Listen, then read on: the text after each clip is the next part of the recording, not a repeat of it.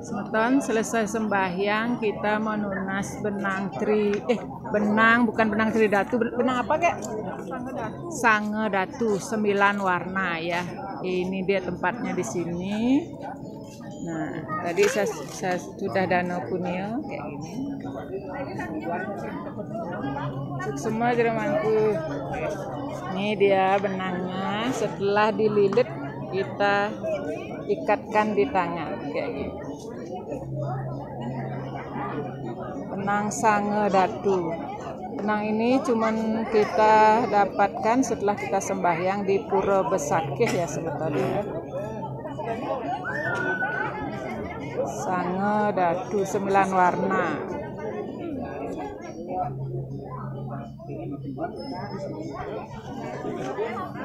Jangan terlalu kenceng ya.